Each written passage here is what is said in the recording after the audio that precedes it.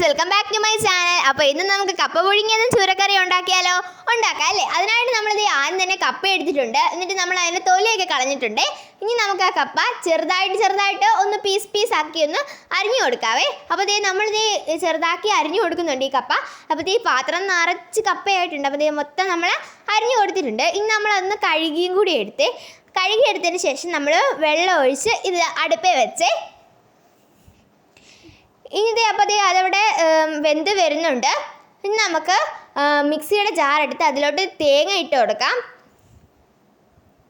അപ്പോൾ നമ്മൾ അതിലോട്ട് തേങ്ങ ഇട്ടിട്ട് കൊടുത്തിട്ടുണ്ട്. ഇനി അതിലേക്ക് ചെറിയുള്ളിയും വെളുത്തുള്ളിയും ഇട്ട് കൊടുക്കാം. പിന്നെ പച്ചമുളക് കൂടി ഇട്ട് കൊടുക്കാം.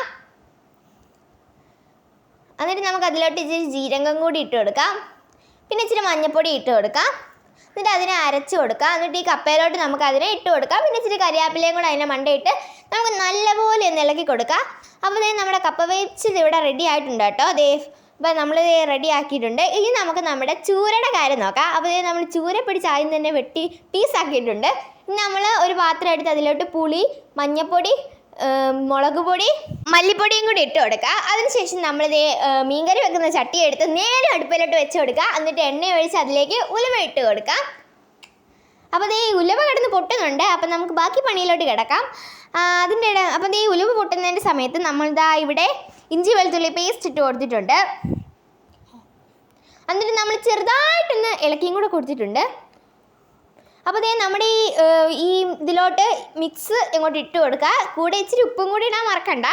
എന്നിട്ട് അതും കൂടി ഇട്ട് നല്ലപോലെ അങ്ങ് മിക്സ് ചെയ്ത് അങ്ങ് കൊടുത്തേക്കാം നമുക്ക്. അപ്പോൾ ഈ ഒരു പരുവൊക്കെ ആയി കിട്ടും. അപ്പോൾ നമ്മൾ മിക്സ് ചെയ്ത് പിന്നെ നമ്മൾ ഇതിലോട്ട് വെള്ളം ഒഴിച്ചു കേട്ടോ. വെള്ളം ഒഴിച്ച് കൊടുത്തിട്ടുണ്ട്. അപ്പോൾ മീൻകറിയൊക്കെ ആയി. ഇനി മീൻ കൂടി ഇട്ടാൽ മതി. അപ്പോൾ നമ്മുടെ മീൻ ഇവിടെ സെറ്റായിട്ടിരിപ്പുണ്ട്. ഇനി നമുക്ക് മീനെടുത്ത് ഇട്ട് കൊടുക്കാവേ ഇതിലോട്ടെ. ഇപ്പം തന്നെ നല്ല മണം വരുന്നുണ്ട്. നല്ല അടിപൊളിയായിട്ടുണ്ട്. ഇനി നമുക്ക് അതിൻ്റെ മണ്ടയിലോട്ട് കുറച്ച് കരിയാപ്പിലയും കൂടി ഇട്ട് കൊടുക്കാവേ. അപ്പോൾ നല്ലപോലെ മീൻകറി തിളച്ച് വരുന്നുണ്ട്. അപ്പോൾ ഇത്രേ ഉള്ളൂ. നല്ല സൂപ്പറായിട്ടുള്ള കപ്പയും ചൂരക്കറിയും റെഡി ആയിട്ടുണ്ട്. അപ്പോൾ ഇന്നത്തെ വീഡിയോ ഇത്രയേ ഉള്ളൂ. എല്ലാവരും ചാനൽ സബ്സ്ക്രൈബ് ചെയ്യാൻ മറക്കണ്ട. ടാറ്റാ.